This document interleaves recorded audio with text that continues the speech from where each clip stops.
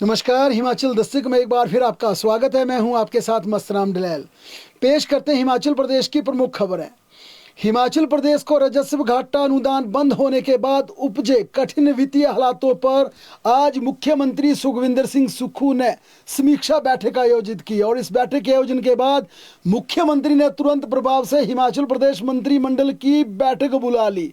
इस बार कैबिनेट की बैठक रविवार के दिन बुलाई गई है, यानी 8 फरवरी को सुबह 11 बजे प्रदेश के सचिवालय में मंत्रिमंडल की यह बैठक होगी, जिसमें प्रदेश को संकट से उबारने को लेकर रणनीति बनाई जाएगी। कैबिनेट के सदस्य पूरे मामले पर चर्चा करेंगे और वित्त विभाग उन्हें इस बारे विशेष रूप से प्रेजेंटेशन देगा। वित्त विभाग के अधिकारियों को पूरी तैयारी के साथ इस मंत्रिमंडल की बैठक में आने के लिए कहा गया है। वहीं मंत्रिमंडल की बैठक में कई और बड़े फैसले लिए जाने की प्रबल संभावना है। दरअसल अब हिमाचल प्रदेश की चिंता इसलिए बड़ी है क्योंकि प्रदेश चलाना बेहद मुश्किल हो जाएगा। खतरे की घंटी हर तरफ बजी है। प्रदेश के कर्मचारियों को डीए देना अब बेहद मुश्किल हो जाएगा। अगले वेतन आयोग की सिफारिशें लागू करना किसी भी सरकार के लिए खुले आंख सपना देखने के बराबर हो जाएगा। कर्मचारियों को वेतन और पेंशन देना सबसे बड़ी चुनौती राज्य सरकार की बन जाएगी। ये तो सिर्फ कर्मचारियों से जुड़ा मुद्दा है। हिमाचल प्रदेश के किसानों बागवानों की सब्सिडी पर खतरा मंडराने लगा है। महिलाओं की रियायती बस यात्रा और बिजली सब्सिडी पर सस्पेंस खड़ा हो गया है। सस्ते राशन की सब्सिडी देना मुश्किल हो जाएगा। सुक्खू सरकार का चुनावी वायदा ओल्ड पेंशन बहाली अब पूरी तरह से सबसे बड़ा चर्चा का विषय बन गया है। महिलाओं के 1500 भी हकीकत से परे दिखने लगे हैं। इसके अलावा कांग्रेस सरकार की गारंटियां भी वेंटिलेटर पर पूरी तरह से आ गई हैं। दरअसल ये हालात इसलिए पैदा हुए क्योंकि 1952 से हिमाचल प्रदेश को मिल रहा अनुदान घाटा अब केंद्र की सरकार से बंद हो गया है। ये राजस्व अनुदान घाटा YS परमार, शांता कुमार, ठाकुर रामलाल, वीरभद्र सिंह, प्रेम कुमार धूमल और जयराम ठाकुर समेत मौजूदा सुक्खू सरकार में मिलता रहा है। ये हर माह करीब 262 करोड़ रुपए का अनुदान घाटा था जो राज्य सरकार की तिजोरी में हर महीने आता था। अब इसके बंद होने से विकास कार्यों पर भी विपरीत असर पड़ेगा।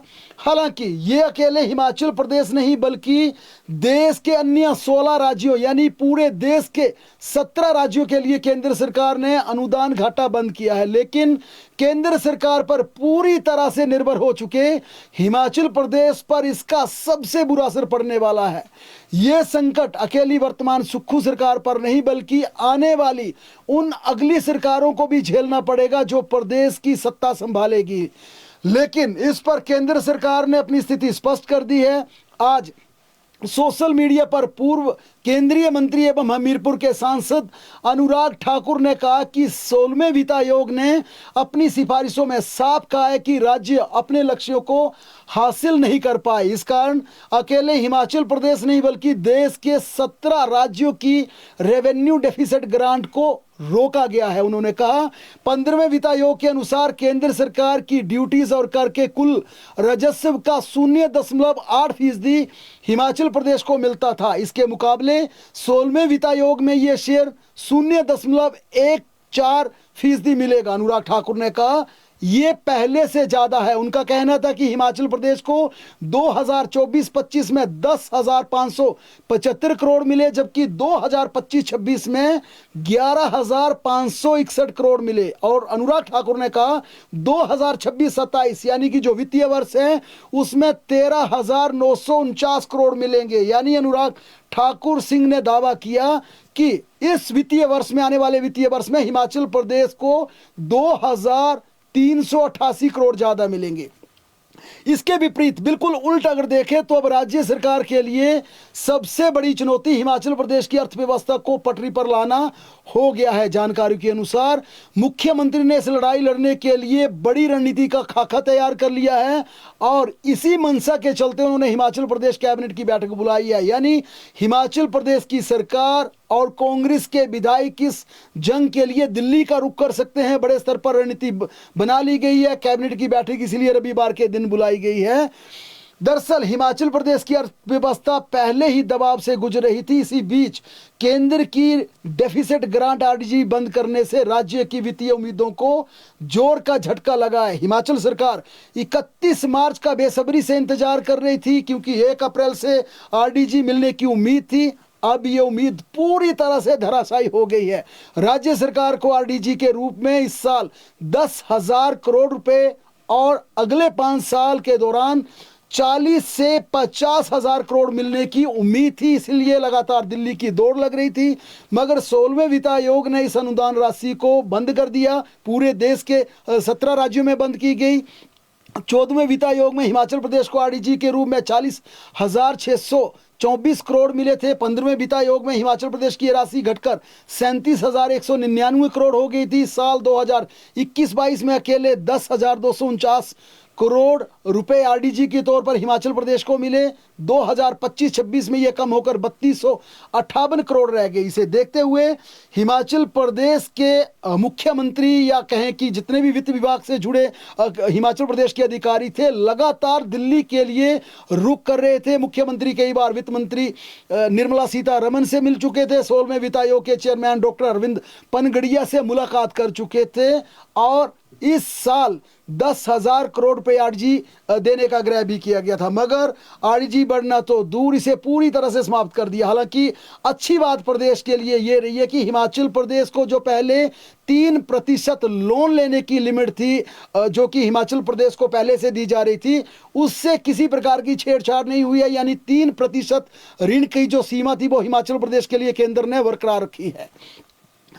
हिमाचल प्रदेश पहले से ही 1 लाख करोड़ रुपए के अधिक से कर्ज के तले दब चुका है। ऐसे में आरडीजी को बंद कर केंद्र ने एक और झटका दिया। इससे पहले केंद्र सरकार हिमाचल को कर्ज लेने की सीमा 55 करोड़ रुपए की कटौती की है। हालांकि ये ओल्ड पेंशन बहाली के बाद की गई थी। जून 2022 तक हिमाचल प्रदेश को हर साल 3,000 करोड़ से अधिक का जीएसटी का कंपनसेशन मिलता था। ये भी हालांकि ये जयराम सरकार में बंद हो गया था।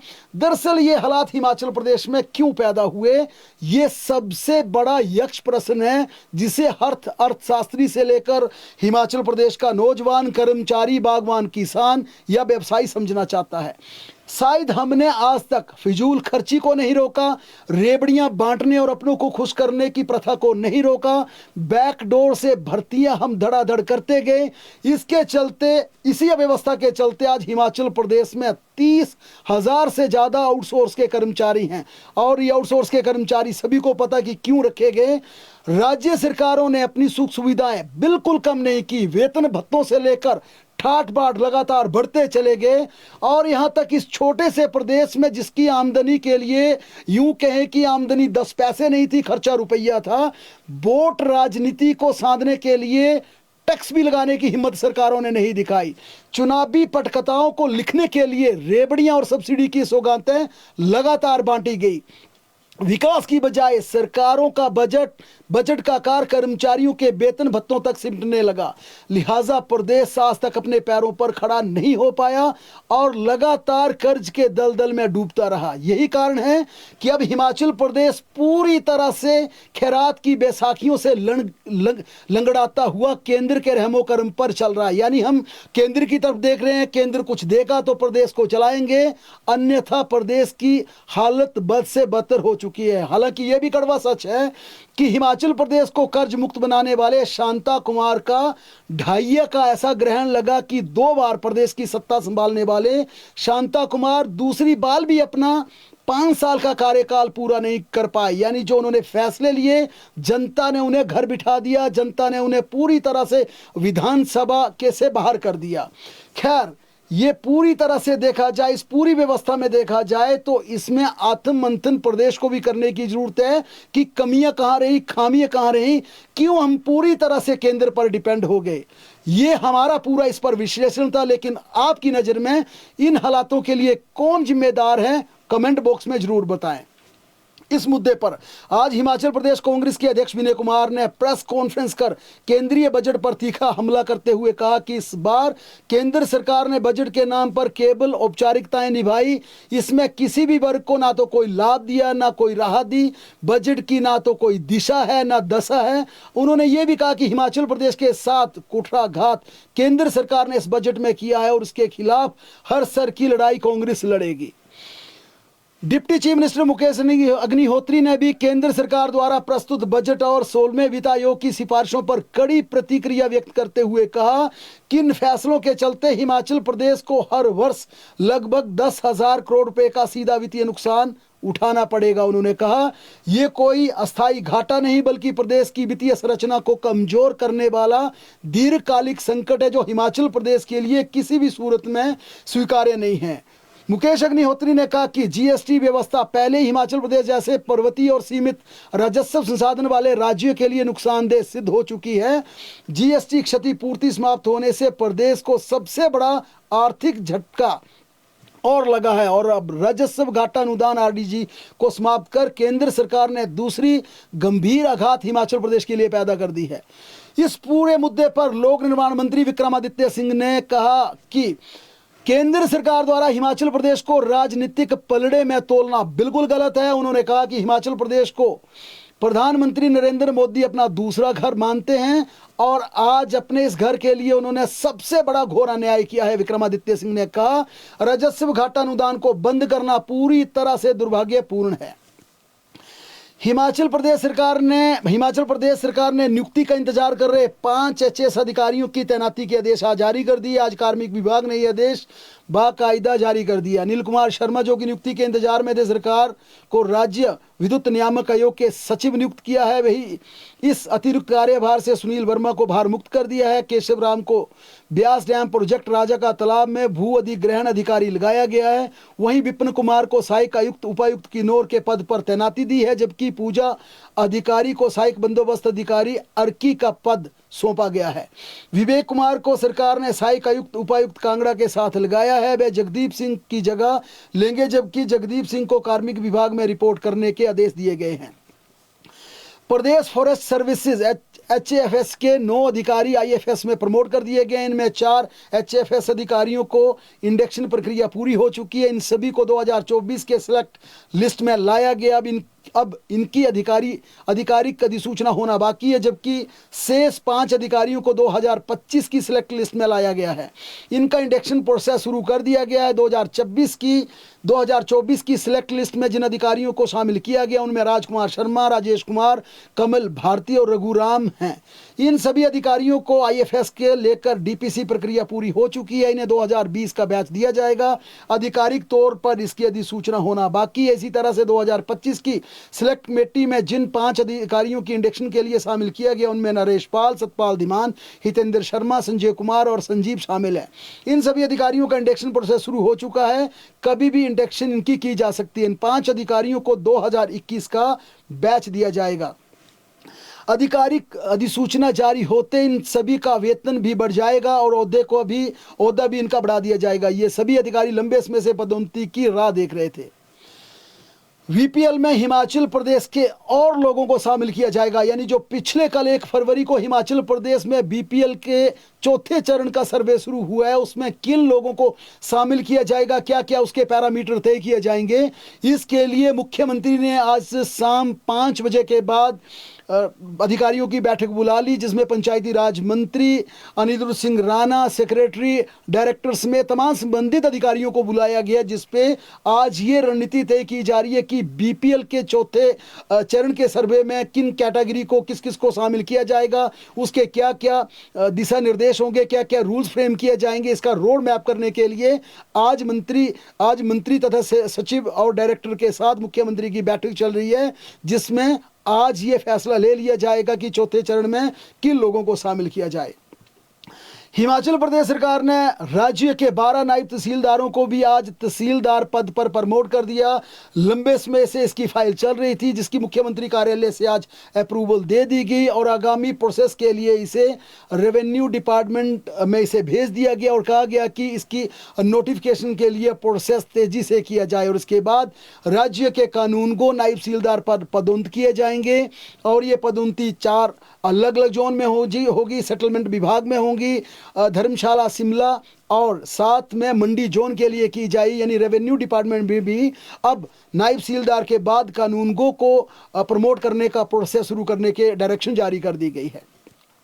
राज्य के उद्योग मंत्री हर्षवर्धन चौहान ने आज हिमाचल प्रदेश राज्य औद्योगिक विकास निगम के प्रधान कार्यालय में निगम की विभिन्न गतिविधियों को लेकर एक महत्वपूर्ण समीक्षा बैठक की। पहली बार उद्योग मंत्री निगम के कार्यालय पहुंचे। ये पहला मौका था कि कोई इंडस्ट्री मिनिस्टर निगम के दफ्तर पहुंचे। बैठक में उद्योग मंत्री ने निगम की समग्र कार्य प्रणाली एवं विभिन्न योजनाओं पर विस्तार से चर्चा भी की।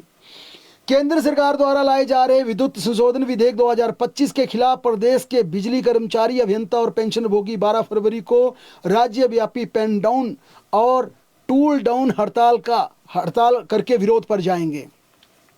सोलन जिला के कसौली क्षेत्र के सनोगी गांव में एक पति ने अपनी पत्नी की बेरहमी से हत्या कर दी। 43 वर्षीय चतर सिंह और 38 वर्षीय उसकी पत्नी सुमन के बीच किसी बात को लेकर तीखी बहस हो गई। विवाद इतना बढ़ गया कि चतर सिंह ने अपना आपा खो दिया और घर में रखे एक पैने हथियार से सुमन पर ताबड़तोड़ हमला कर दिया। बार इतने घातक थे कि सुमन ने मौके पर दम तोड़ दिया। पुलिस ने बीती शाम आरोपी पति चतर सिंह को हिरासत में लेकर मामला दर्ज कर लिया है। सोलन जिला के ईमानपुरा पंचायत में रविदास जयंती के मौके पर शोभा यात्रा के दौरान करंट लगने से 20 साल के अजय कुमार की दुखद मृत्यु हो गई। ये हादसा तब हुआ जब युवक झंडा चढ़ाने की रस्म निभा रहा था और घरों में लगाई गई सजावटी लाइटों की तारों से वह टच हो गया। करंट लगने से युवक को झटका लगा और गिरकर नीचे बेहोश हो गया। स्थानीय लोगों ने उसे नालागढ़ अस्पताल पहुंचाया, जहां डॉक्टरों ने उसे मृत घोषित कर दिया। मौसम की बात करें तो हिमाचल प्रदेश के ऊंचाई वाले क्षेत्रों में कल भी बारिश और बर्फबारी का पूर्वानुमान लगाया गया। मौसम विज्ञान केंद्र ने किन्नौर, लाहौल स्पीति, चंबा व कुल्लू के ऊंचाई वाले क्षेत्रों में बारिश के साथ बर्फबारी होने की संभावना जताई है।